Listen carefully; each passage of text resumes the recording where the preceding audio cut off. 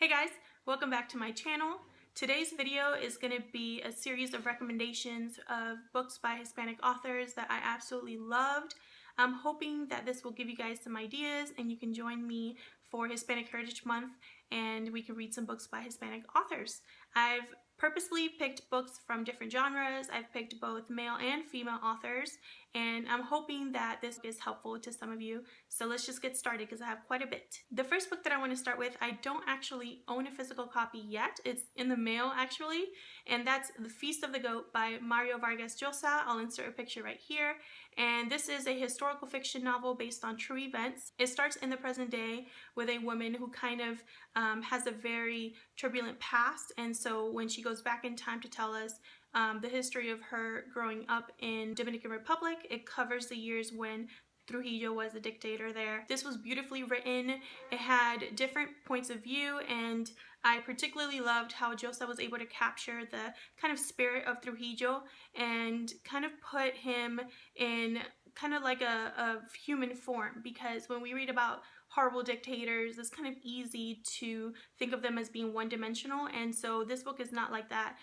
We kind of see different sides to Trujillo, and I myself got just a better glimpse into the man that he most likely was, and so I think it's a very important book. Highly recommend this one if you love historical fiction, if you don't mind reading long books.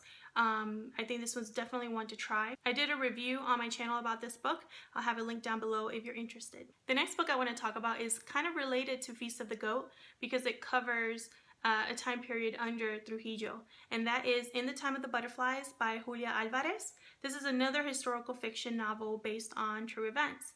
It focuses on four sisters. They're called the Mirabal sisters, or the Butterflies, and they were sisters that were part of like the rebellion and lived under the dictatorship of Trujillo. Because the book is written in different chapters from the points of view of the four different sisters, you kind of feel like you know them, and it's just heartbreaking sometimes to hear about the things that were happening and how they were involved in the resistance and what ultimately happened to them. I highly recommend this book if you love historical fiction, of course, but also if you love stories from different points of view where each point of view definitely feels like a separate character. It's also only about 325 pages, so it's not really like a long-term commitment, and so I definitely think that this is a good option for anybody that wants to read a book by a female Latin author. Julio Alvarez has also written plenty of other books, so this is a good place to start with her and to kind of feel if you want to try her other novels. The next book I have here is one of my all-time favorite books.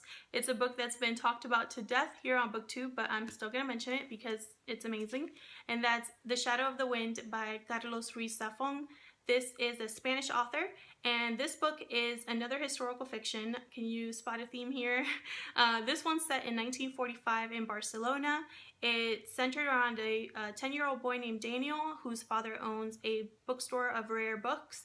And in that bookstore, he discovers a book by an author called Julian Carax. And as soon as he reads this book, Daniel becomes obsessed with this author and tries to find other books by him. But when he goes to look for other books, he discovers that one by one they're kind of being burned and kind of erased from history. So he goes on this quest to figure out why. And then the book kind of takes us into Julian Carax's life and kind of the tragic love story that he went through. And it has an amazing twist towards the end of the book that I felt was really well done and really made it all the more tragic and beautiful for me. I did a mini review on this book, so I'm going to link that down below if you're interested, but this is definitely one that it does get a lot of hype, but it definitely lives up to the hype. The next one I have here is the shortest book of the bunch, and one that also has a lot of critical acclaim, but I think it's a great option for anybody who maybe wants to join Hispanic Heritage Month but doesn't have the time to really read a lot of books and wants something short and quick. So this is a great option, and that is The House on Mango Street by Sandra Cisneros. This is a book written in vignette form, so it's very quick read, and it centers around a young girl living in Chicago and kind of her different experiences growing up poor in Chicago. Definitely a book to try if you want to, like I said, join Hispanic Heritage Month, but you don't really have a lot of time to dedicate, but still kind of want to join in. Next, I have one of my favorite books of all time. Also another really hyped up, critically acclaimed book, but it's definitely for a reason, and that is 100 Years of Solitude by Gabriel Garcia Marquez. This is definitely different than all the other books that I've mentioned. This is a story of a family called the Diaz, and it covers several generations where a ton of things happen. There's a huge cast of characters, there's magical realism, there's, you know, intrigue and betrayal and, you know, romance and, you know, very questionable romance, and lots of crazy characters that will pretty much stay with you forever. This is another one of the longer ones in this pile, but it's definitely one that when I dived into it, I just took my time with it because I had so much fun. And it's a book that is probably in my top 3 favorite books of all time. It's just that good. And I highly recommend that you pick it up if you've been thinking about diving into a book that's different and multi-generational and has kind of all these crazy elements.